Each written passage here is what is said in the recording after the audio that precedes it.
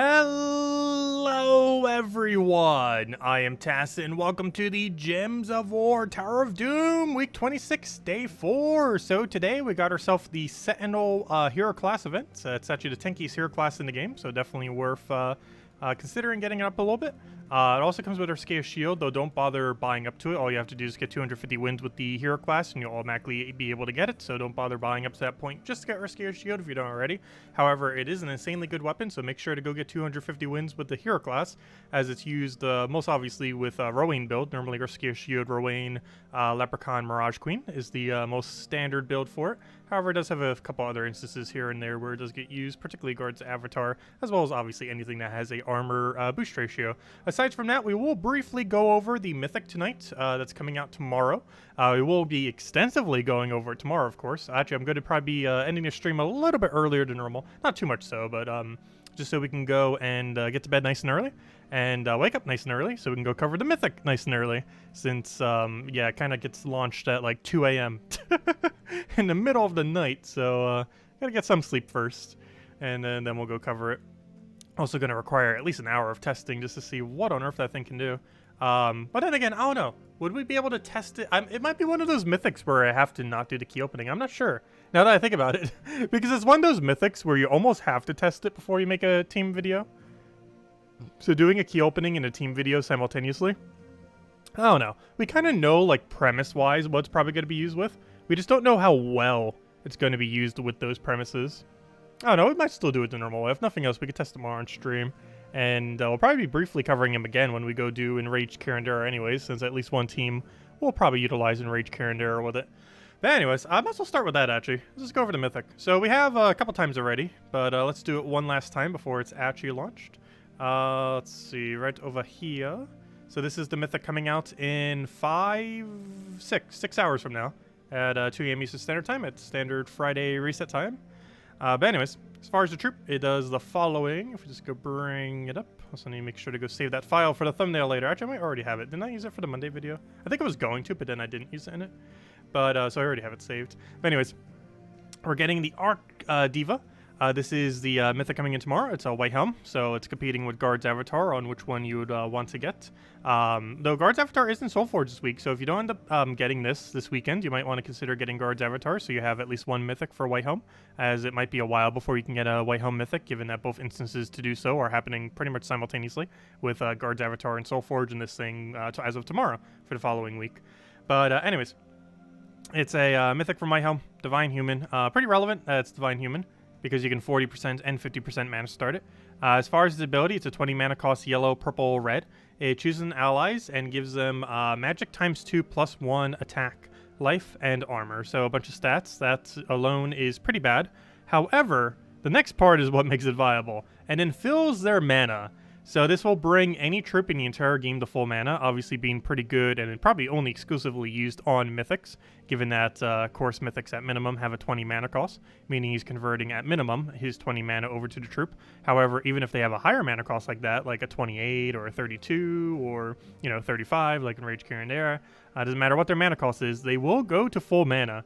So it'll be interesting to see how this will work. The reason why this will be pretty good with 50% mana star for human or divines is you can use a really strong human or divine mythic, have both of these mana start, have that one mythic do its ability, and then have the excess feed into this, hopefully like yellow or something, since most likely you'll be able to feed yellow into both.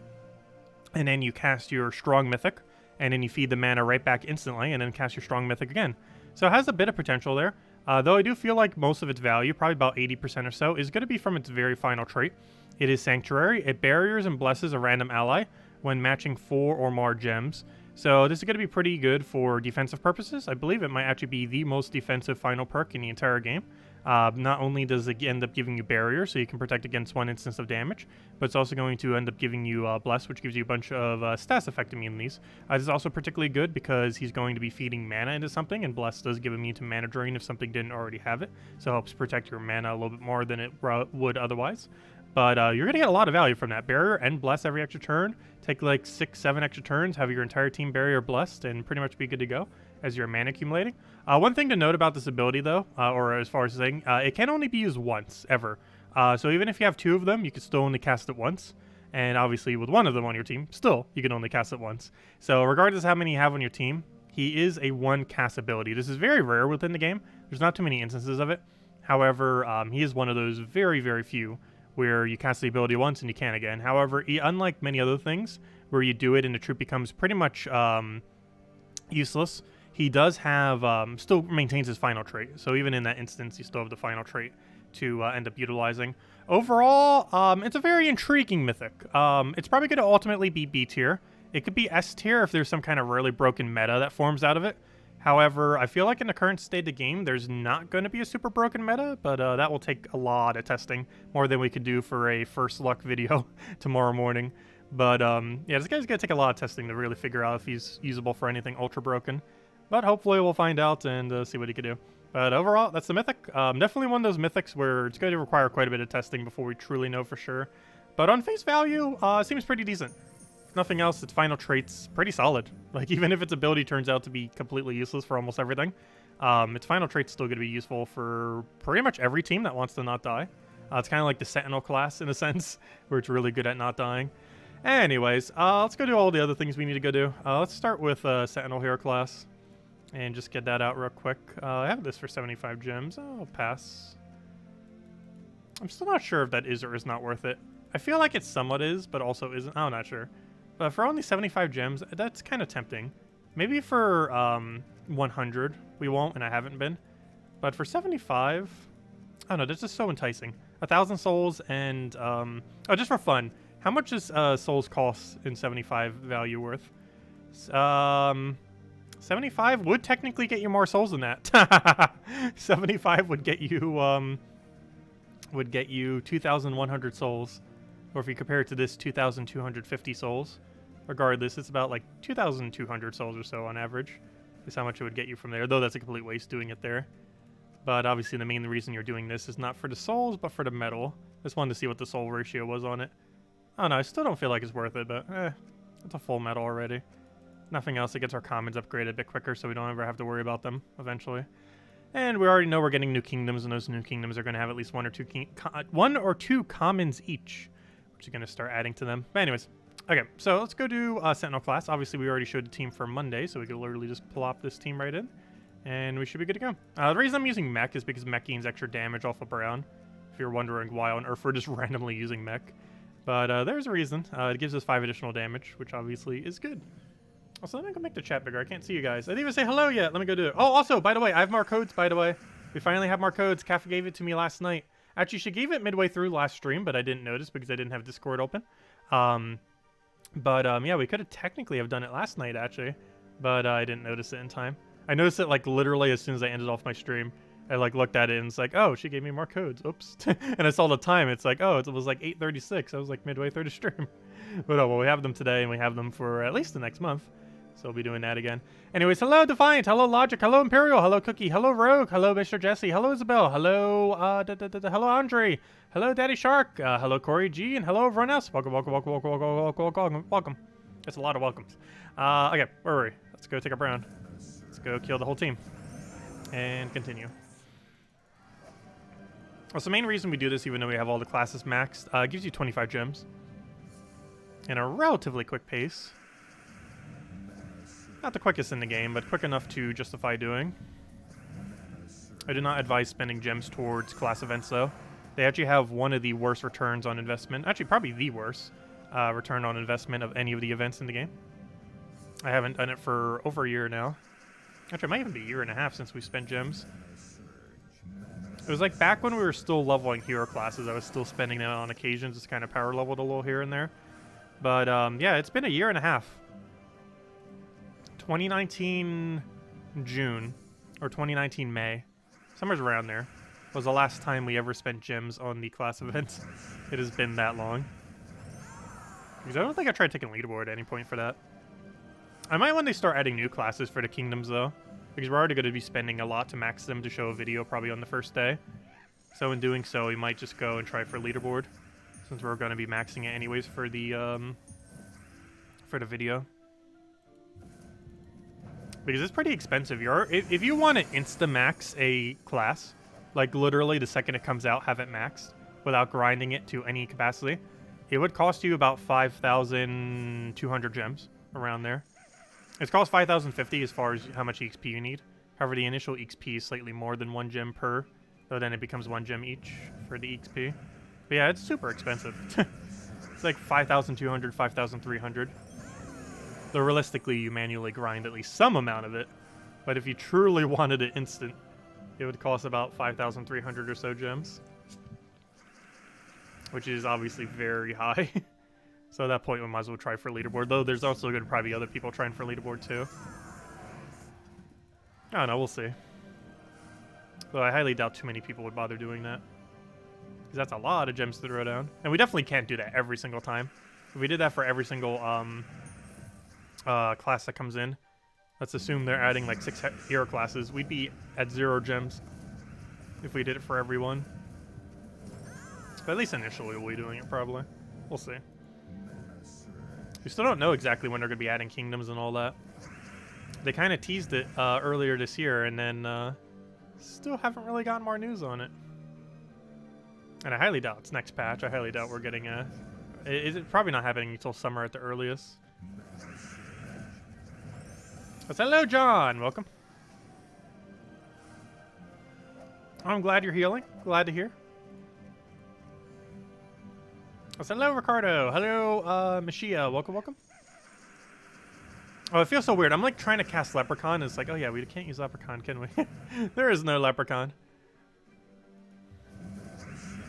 My habit's to always go for that Empower, and it's like, oh, we don't have a power.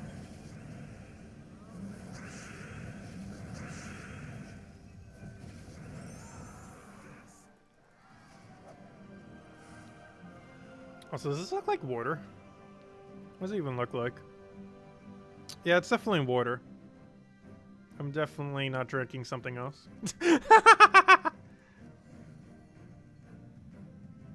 That is 100% clear water. Based on our camera.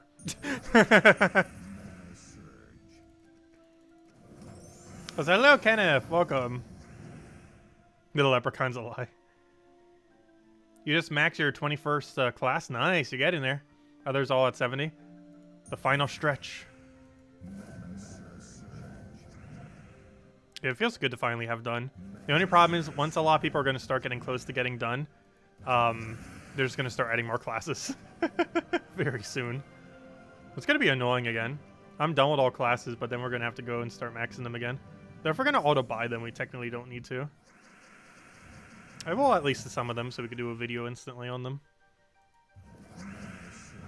It's a bit pricey, but nothing else we get a leaderboard out of it. Maybe not a first on the leaderboard, but a very high position. Which of course returns us orbs.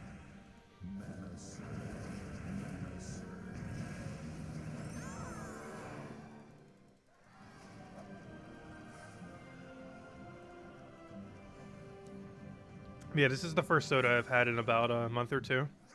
I forget when the last one was. I'm pretty sure I cheated at least one other time on soda this year. There's something else I was trying to stay away from with fast food. Unlike fast food, I didn't actually succeed though. Though I definitely cut down compared to normal. I drank a lot less soda last year as well as currently, compared to in the past. But I'm still doing it on occasion.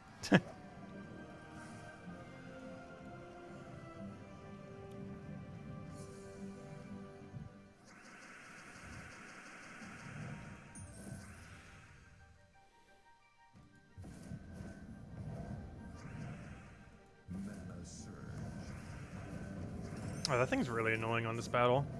See mana drain, of course.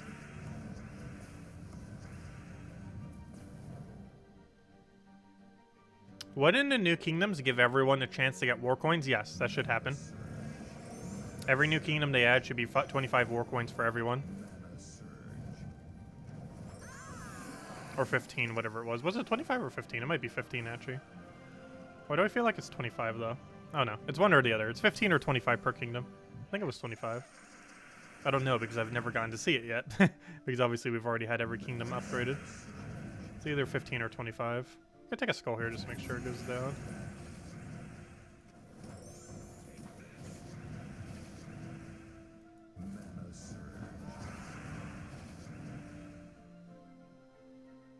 Let's see.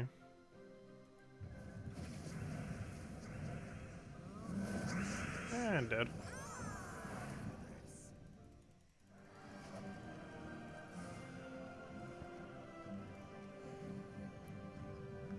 And I've got one more cycle and be good to go. And we can claim our 25 gems. I don't think we can still double shot for the last section though. Sometimes you can, depends on what your hero stats are for the week. Like if it gets like 20% bonus or something.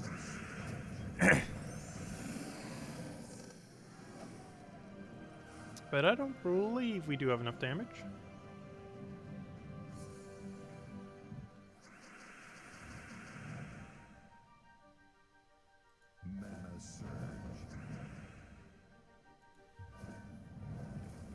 Oh, there's got to be a blue earlier. Not like it would have mattered though.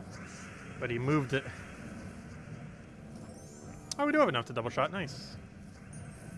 That's why you want to have the mech class. 5 extra damage per cast. It's 10 damage in total. There's a couple others that can do it too. But you can't do it with Titan, something like Titan, because of it gives extra damage to blue, not to brown or green.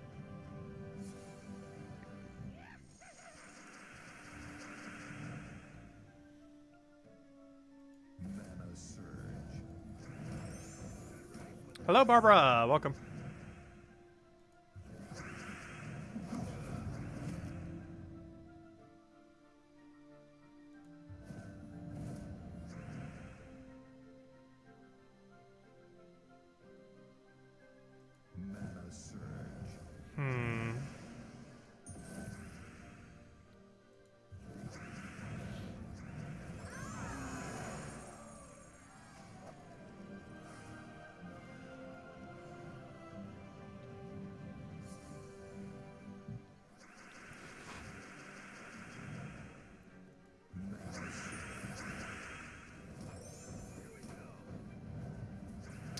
Do a lot of people have all classes max? No.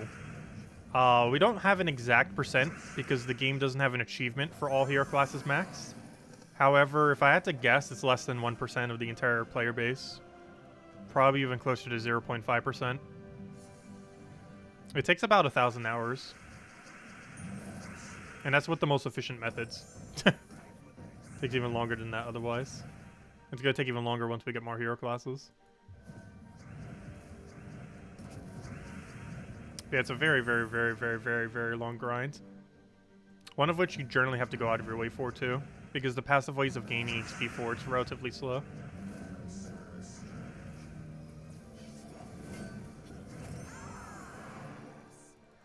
Yeah, I forget the exact... It was somewhere in the 900s. I forget the exact value, though, but it's basically 1,000 hours. It takes like about 28 hours per hero class.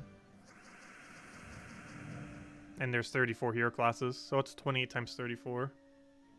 However, that's with the most efficient of efficient methods. You're generally going to be using slower methods than that. 28 times 34, that's nowhere near 90. Oh, no, it is. 952. But yeah, 952 hours is the bare minimum for maxing every hero class. Normally, it's going to take even longer than that. But that's not counting the new hero classes that they're going to be adding. Because you don't currently know how many new ones they're going to be adding. Though if we knew exactly how many new ones they were going to add, we'd be able to calculate it out. Yeah, it's definitely not advised to rush it, that's for sure. You generally just want to passively poke it at over time, kind of like how you do tokens and stuff like that. Vault events are a pretty good time to farm it as well, because you can farm vault events at max speed while still getting class EXP if you're doing the Rowan builds. Obviously, if you have Dust Devil builds, it is slightly slower to use hero within a Dust Devil build. But if you don't have Dust Devil build, Rowan build actually wins at the exact same speed with or without hero. So you can level any hero class in the entire game with the Rowan quick kill, and it wins about 4 times per minute. However, the absolute quickest is to do casual 1 trophy PvP. Make sure your rating is very low on a given week, and this will increase your chance of getting a weak battle here. And the reason for doing this is these give 2 XP each. You can also take the Firebomb teams whenever someone has it set. But these give 2 class XP instead of 1. So you can just instantly kill this with a big AoE and then auto win and then keep killing them out. And you get 2 XP instead of 1. It is slightly quicker than doing the explore method. You would do Rowain at whatever the highest explore that you can one-shot. For most people, that's explore 3, though it might be explore 2 depending on stats. And I believe you can go up to explore 4 in the current state of the game if you have really high stats. Okay, with that out of the way, let's go and clear our adventure board. We do have some okay adventure board. We got 4 event keys and 2 gem keys on it. So we have Taluk 4, 2 over there. So let's go run a Phoenicia through it all. And then we'll clear through dungeons, hand out a code, and go from there.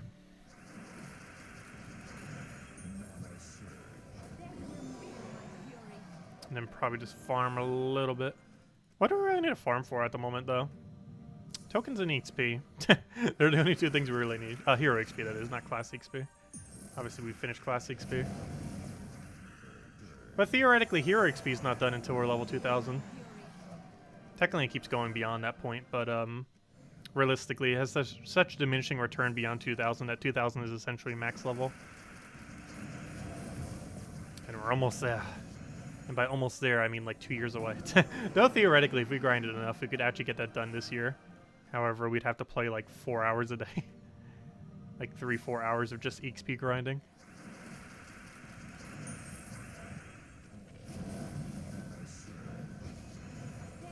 And nothing else but EXP grinding. Which would be the Dust Devil team, of course. Because unlike Class XP, you do gain Hero XP even if your hero is not in your team. Class XP you don't, but Hero XP you do. Class XP you used to be able to earn without the class in your team. However, an update about 3 years ago or so did force it to have to be in your team in order to gain XP for it.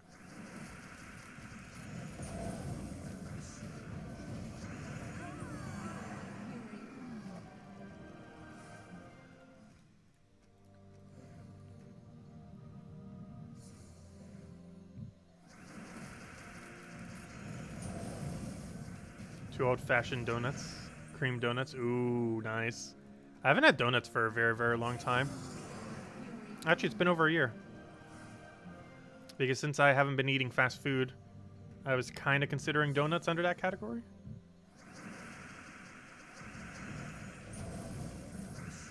So I haven't actually had donuts in a year and a half now.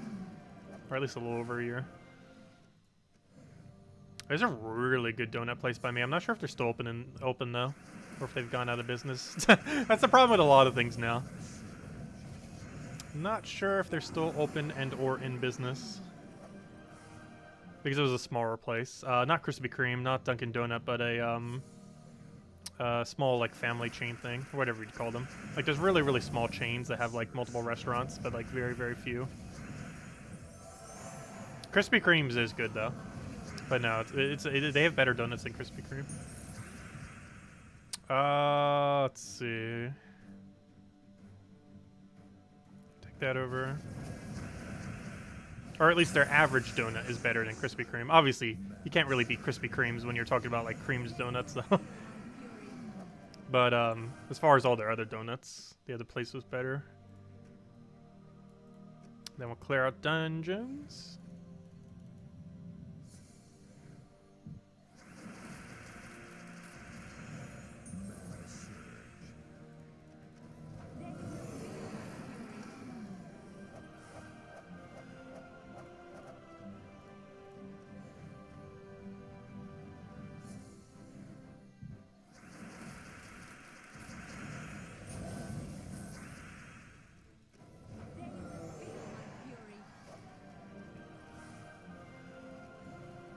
And then we'll go hand out a code. I need to go figure out where on earth it is, because I didn't actually put them in my little document thingy yet. We'll do that later.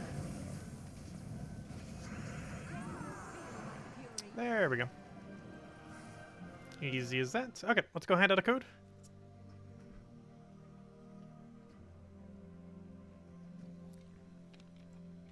And then we'll go find our tokens. We still haven't found a Nisha since we found that final Nisha the other day. We found 3 Nishas in a row, day by day by day. And we haven't found one since. Well, let me go get you guys the code. We do have codes again, and will for at least another month. Until we need to figure out if we can get codes again. Yeah, Kafka was 4 days late this time. Well, actually, that's not fair. it was... Oh, no, actually, it is 4 days late. Because if you go by Australia time, it was March 4th when she sent them. I was going to say, she actually sent them to me on March 3rd last night, and I just didn't notice. However, in Australia time, it was March 4th. So 4 days late. Let's see. I'm going to go get the thing. Where's the code section? So it was 4 days late.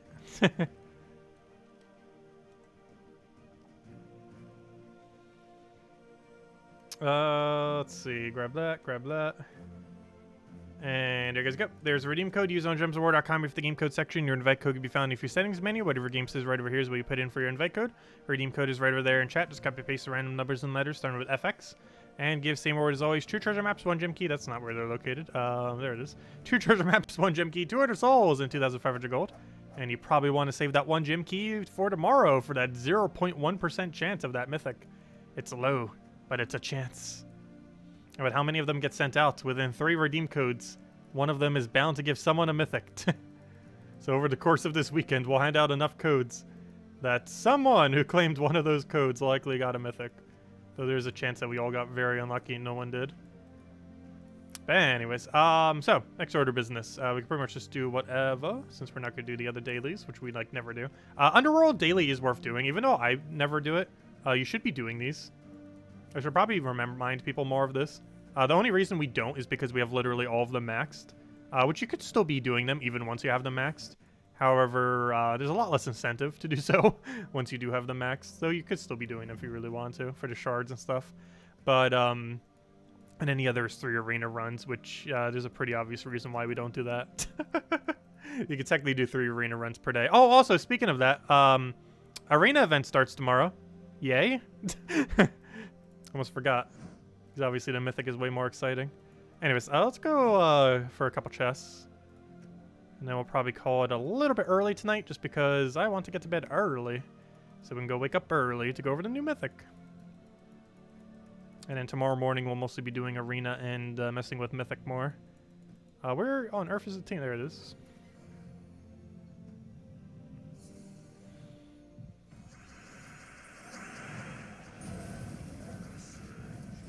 Yeah, if nothing else, we'll take the arena daily the next 3 days. Because the arena event will be running, so I might as well. It's like literally the only time I'll take my arena daily. Is once every several weeks when an arena event falls around. Because instead of just rushing to get the arena all done on one day, it's best to distribute it amongst the 3 days that it occurs so that you get your daily arena done for all 3 days. It just gives you some extra offers that might be good. Normally they're completely useless, but sometimes they give you good stuff. Though even if there's a good offer, you still have to spend gems on it. But if it's like an Imperial or something else that's pretty useful, obviously it's quite worth it. You can also end up getting extra war coins that way if you still need war coins, which most people do. Well, let's get a couple chests. Hopefully get a Nisha.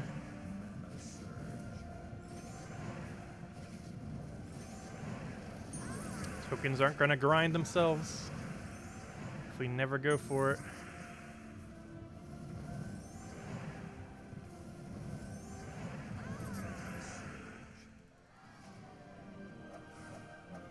You got 60 diamonds and 300 gems from a Volkey yesterday. Nice. Yeah, Cedric has a 50 drop that goes to 60 due to 20% and a 250 that goes to 300. Actually, that 300 gem one is one of the rarest within his drop table. Not counting specific drops from major orbs. But if you're talking just like each specific drops that he has, the 250 gem is one of his rarest. Actually, the absolute rarest I think is Heart of Rage. Though if you're doing absolute, it's technically a power orb. But you know, the chance of getting a major orb is a lot more common though. But specifically getting a power orb from it's absurdly low. So theoretically, you could say a power orb's the rarest thing.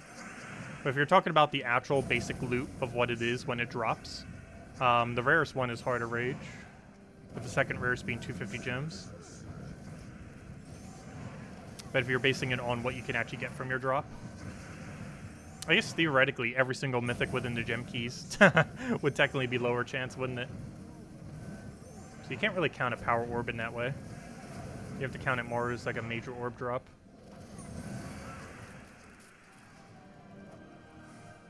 Otherwise, you can consider Gem Key the rarest drop in the sense that it's not necessarily the rarest, but each individual mythic from the drop table is the rarest.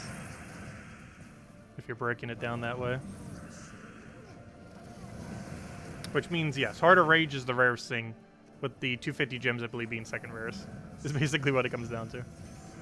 But yeah, Heart of Rage is super hard to find in it. I've only ever found one. Well, we have two, but one of them was from the event, obviously. But, yeah, Heart of Rage is very elusive, but isn't a drop table. Oh, wow, we already got an Anu. Can we make it Anisha now? Already a great start. Well, we haven't gotten Anisha since then, but we've gotten like 2 or 3 Anus. Add up.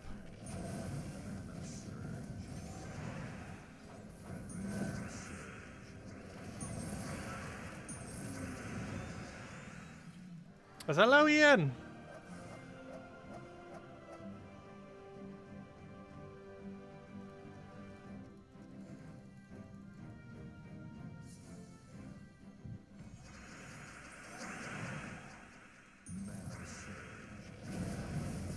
Yeah, Arena plays quite a bit differently than quite a few other areas of the game.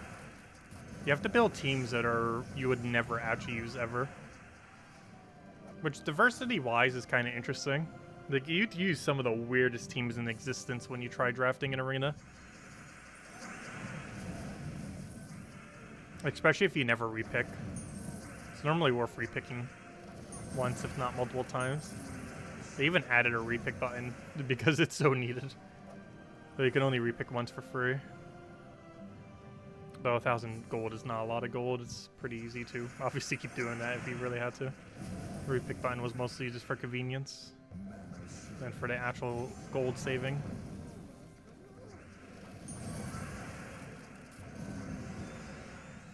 Could take an extra turn and then take the skull, but we do it in one swipe instead of 2 that way.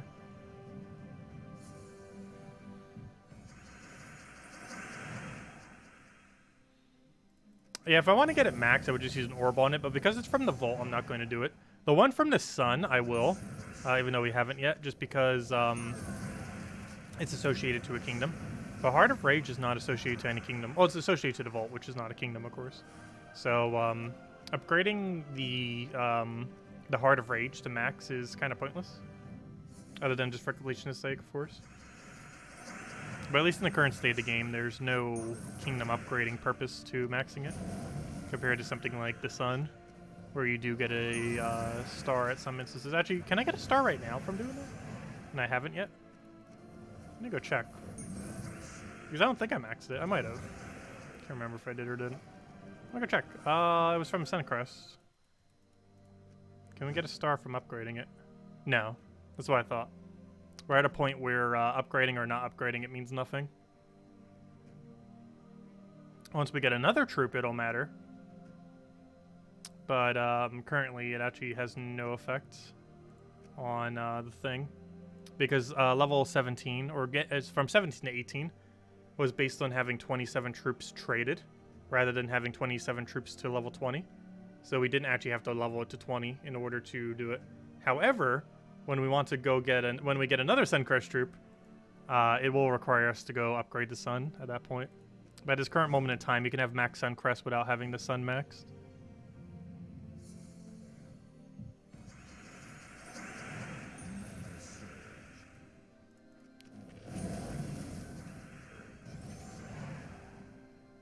What do you do with a Mythic Heart of Rage? Nothing.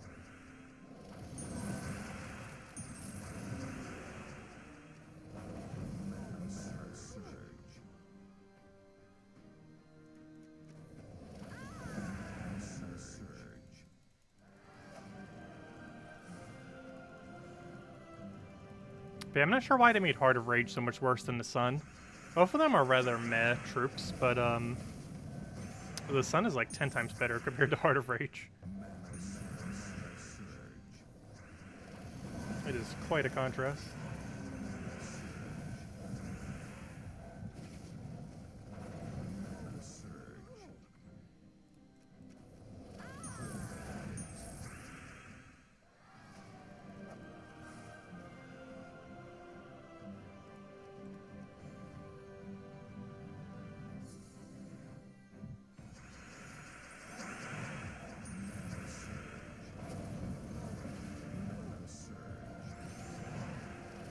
If anyone has any other questions or anything you want me to go over, let me know.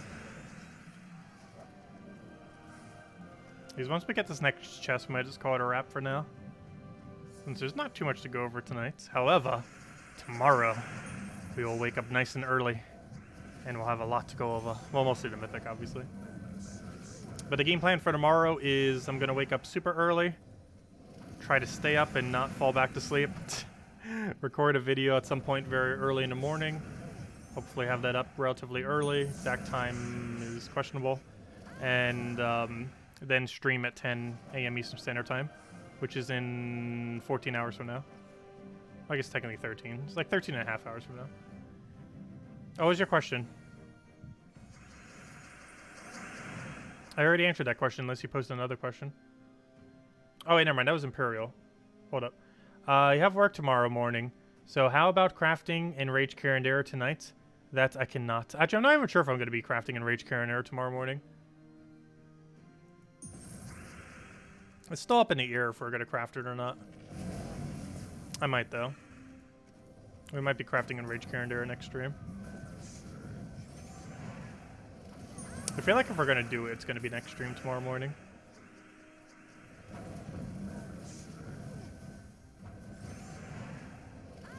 It really depends on if it seems like it's going to be meta with it or not. It still seems fun enough to at least try, though. We got triple Orpheus. But yeah, in RageCarrion, it's like normal Carrion, but it has full AoE. It has a way higher mana cost, which makes it clunky in a lot of instances. However, it does full AoE, and if you do a nice boost ratio off a lot of Doom Skulls, if you like convert all the skulls to Doom Skulls and then cast his ability, he can get relatively high. However, it's normally still going to be lower than Phoenicia, oddly enough. Like, you need, for this thing to be more damage than Phoenicia, we'd have to have about 7 to 9 Doom Skulls on the board. You know how many Doom Skulls that is? On top of the fact that it's a 35 mana cost instead of 24. Like, that's a really huge investment. He's really bad. The best thing he actually has going for him, he's the only viable troop in the game. There are 6 others, but it's the 6 Dooms, and they're pretty bad. But he's the only viable troop in the game with Invulnerable, which gives immune to all stats effects, Devour, Mana Drain, but most importantly, Transform and Lethal. It is the only viable troop in the game that has immune to Transform and Lethal by default without needing any kind of additional effects. In the case of Lethal, not even, nothing has immune other than him, not counting the Dooms. His final trait's actually worse than normal Carrion, though. It's 40% chance to curse all enemies when my turn begins, which overall is going to be a lot less effective than 50% per extra turn. And he still has the same Fire Link. But that middle trait's rather interesting in that, yeah, he's immune to a lot. A very high amount. He does count as a boss, though, so any of the boss slayers do 5 times damage to him. Or, you know, assuming they're mythic, which most people's would be. So he's going to take a lot of damage and be hard countered by those. And his really high mana cost makes him kind of clunky, too. Which, more often than not, is going to make it kind of weird to try to use. Just because it's just a ridiculously high mana cost. But now that we're getting a troop tomorrow, that for 20 mana cost can feed his full 35 instantly. Going to be interesting to see how that pans out. Because if you 20% mana start this guy, do some nice explosions, get him to full, cast him, get the other thing to get it to full, cast it again. Can he kill? It would sure be pretty close. It would definitely get a lot of value. I just don't feel like that's going to be enough to kill. I also feel like that's going to be too clunky to bother using in most situations. Also, Blessed does very little since he has Invulnerable already. So he'd really only use the barrier from that one troop, which is another downside. Because you won't be able to use the full thing either. I don't know. We'll probably get it. I still feel like in RageCarrion is just abysmal, though. It's a really low bar for what a boss troop can be. A very, very low bar. Which is why I haven't bothered crafting it yet, even though we've had the material to do so since it came out. Even literally when it came out, we had the material too, and we just never did. But anyways, any other questions, anyone, or anything else I missed? I'm just double checking, reading through the chats. Otherwise, we'll be back tomorrow morning 10 a.m. Eastern Standard Time, which is about 13 hours from now. 13, 14, around there. It's like 13 and a half. We'll be messing with two main things. The new Mythic, not in Rage Karen era, but the new Mythic coming out tomorrow at 2 a.m. Eastern Standard Time. It'll be out in 5 hours from now. A little over 5 hours. You'll be able to go get it. Make sure you've reset the game and restarted and all that. Make sure it's updated and all that before you try opening for it. Also make sure Global's getting dropped so you know for sure that's in the drop table if you're going to be doing it almost immediately. We'll be doing it a couple hours after so we can get some amount of sleep. And other than that, what else do I want to mention? Yeah, we'll be doing that tomorrow morning. We'll be doing not Tower of Doom, Arena, I mean. Yeah, we kind of already finished Tower of Doom. I forgot if I mentioned that this stream. If you're wondering why we didn't do Tower of Doom, we are done. We're floor 26.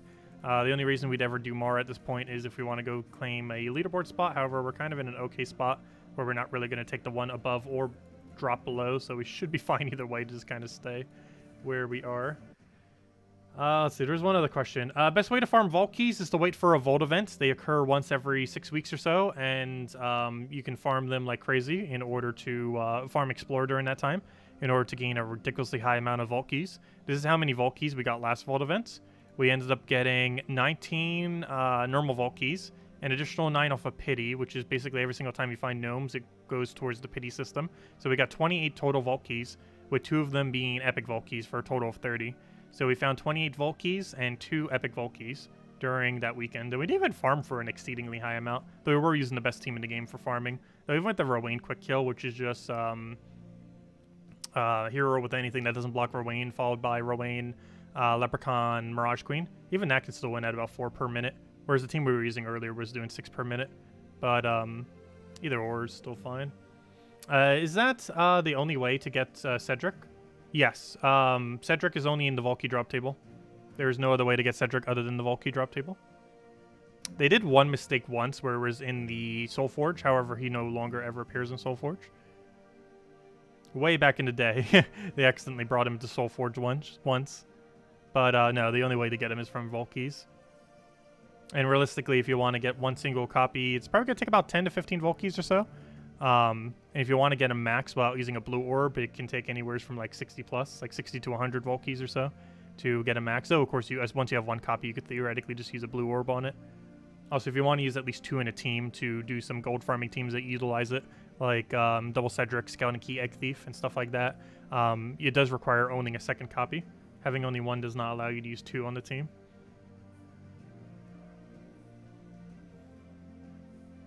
Let's see. Just making sure I didn't miss anything else. But anyways, guys, hope you all have a wonderful night. We'll catch you later. Thank you so much for stopping by, and we'll be back tomorrow morning to go over the new Mythic. We'll have the video up before we start the stream, and we'll go and spend a stream messing with the Mythic even more, seeing what it could do, and obviously doing arena event to some capacity. And we'll split the battles across the entire weekend just so we keep getting the dailies for it and at least get a little bit more loot from the very useless events. And of course, we'll be continuing that throughout the weekend. But anyways, guys, we'll catch you later. Thanks for stopping by. Have a wonderful weekend. And best of luck with the Mythic drops tomorrow. Goodbye, everyone.